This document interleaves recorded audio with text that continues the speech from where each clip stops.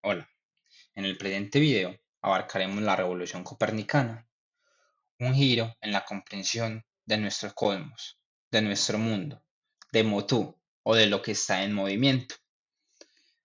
Esta revolución es una de las transformaciones más importantes del pensamiento científico, ya que dará origen a lo que se conoce como la ciencia moderna. Y es que a partir de esta teoría, de estos postulados, inicia una nueva percepción, comprensión o paradigma del universo en el que vivimos. Comenzaremos con un contexto histórico, el universo antes de la era copernicana. Y es que durante estos siglos anteriores predominaban dos teorías. Por un lado, se encontraba la filosofía aristotélica y por otro, los postulados generados por Claudio Ptolomeo en su gran libro El Almagesto, el más grande. Estas teorías afirmaban una percepción de nuestro universo, de nuestro cosmos geocéntrica, es decir, la Tierra en el centro del universo.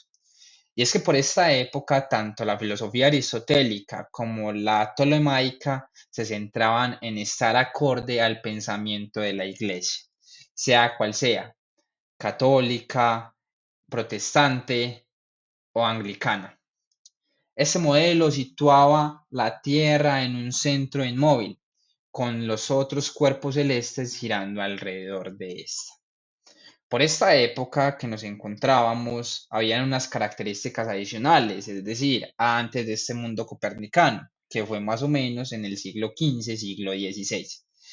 Y es que la relevancia de este mundo copernicana es que hay una gran transición en Europa. Uno de los ejemplos es el Renacimiento o el surgimiento de las universidades, por ejemplo, en Italia en el siglo XIII. Esto también acuñe al descubrimiento de América por parte de Cristóbal Colón o cuando Cristóbal Colón llega a las Bahamas en 1492. Del mismo modo, esta historia o esta percepción del universo copernicana tomará fuerza gracias al surgimiento de la imprenta. Así pues, nos encontraríamos con la teoría heliocéntrica, propuesta por Nicolás Copérnico, polaco, aunque es una suposición, ya que no se logra determinar si él pertenecía a Polonia o Alemania. Y es que, como lo afirma Godoy, ya en la época no existían los estados modernos, sino que la identidad la proporcionaba la religión. Cabe destacar que Copérnico no fue el primero en concebir el Sol como el centro del universo, es decir, nuestro modelo heliocéntrico, sino que habían varios autores, entre ellos el más destacado, Aristarco de Samos, quien ubicó al Sol como en el centro del universo. Así pues, empieza uno de los primeros tomos, uno de los primeros ensayos que genera Copérnico y es De Commentariolus, el cual, como lo afirma Godoy, es más una interpretación cosmológica y cualitativa más que una demostración matemática, el cual lo hace en el libro de las revoluciones o en De Revolutionibus. Este tomo se crea alrededor de 1514 y es que este simplemente lo genera y lo comparte con un grupo pequeño de eruditos o amigos, sirviendo como una pequeña de propuestas para lo que vendría a ser su magna obra.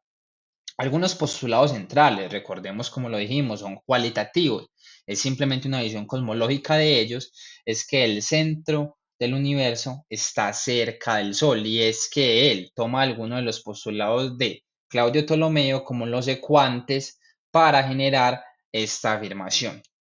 La Tierra gira sobre su propio eje una vez al día y es que como lo afirma en De Revolutionibus, la Tierra tiene más de un movimiento. El tercer postulado de los principales en esto, que realmente son siete, es que la Tierra y otros planetas giran alrededor del Sol. En este apartado cabe destacar que para la época no era ya curiosidad y se determinaba con veracidad, como lo hacían diversos como Aristóteles o el propio Claudio Ptolomeo, se consideraba la esfericidad de las tierras, de los cuerpos celestes y del universo. Asimismo, por último, como de los cuarto postulado más importante de estos siete es que el movimiento aparente del Sol y las estrellas se deben al movimiento de la Tierra. Por otro lado, cabe destacar en este espacio es que uno de los tomos, uno de los postulados que afirma en esta obra es que todas las esferas giran en torno al Sol, que se encuentra en medio de todas ellas, razón por la cual el centro del mundo está situado en las proximidades del Sol. Es decir, nuestro Sol no es el centro del universo, está casi como en el centro. Y por tanto, Godoy afirmará después que no utilizaremos el término heliocéntrico, sino heliostático, ya que estamos aproximadamente en el centro o lo que denominan un ecuante central. La obra magna de Revolutionibus o el libro de las revoluciones es publicado en 1543, año en el que muere Nicolás Copérnico. En esta se demuestra matemáticamente y con postulados físicos este modelo heliostático, probando con pruebas geométricas y cálculos que, aunque aún no utilizaba los epiciclos, que eran teorías que utilizaban nuestros filósofos anteriores, su modelo era intrínsecamente más simple, ya que los de los anteriores era un poco más compleja. Así pues, para afirmar algunos y entrarnos en la teoría de Revolutionibus, Nicolás Copérnico primero afirma, como ya lo dijimos, la esfericidad de los cuerpos celestes, de la Tierra y del universo. Esto conlleva que en una de sus afirmaciones dice que el universo es finito. No existía el concepto de infinito. Asimismo, se tiene y él afirma que los planetas que giran alrededor de este sistema heliostático lo hacen mediante un movimiento circular uniforme, que luego, en el que hacían parte otros autores de esta revolución copernicana o de la ciencia moderna, como Newton, abordará este tema como un movimiento circular uniforme. Sin embargo, luego se adentrará Kepler y afirmará bajo sus tres leyes otros postulados. Así pues, para Copérnico se puede afirmar que el mundo o el infinito o este finito para nosotros el universo, el cosmos, era todo lo que existía y era nuestro sistema solar. Asimismo, cabe destacar que en esta época no hay una gran aceptación hacia estos postulados, ya que por esta época era un mundo más aristotélico y es que la Iglesia Católica seguía creyendo que la Tierra era nuestro centro, es decir, había una cosmovisión geocéntrica. Y autores como Martín Lutero consideraban a Copérnico como hereje.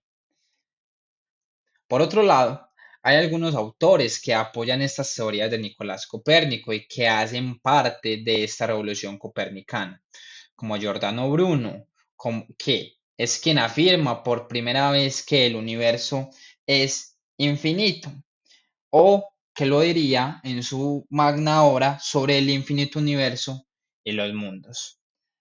Galileo Galilei, que se aventaría todavía más en estas teorías heliostáticas o heliocéntricas. Y por último, como ya lo dijimos, Johannes Kepler con sus tres leyes del movimiento planetario.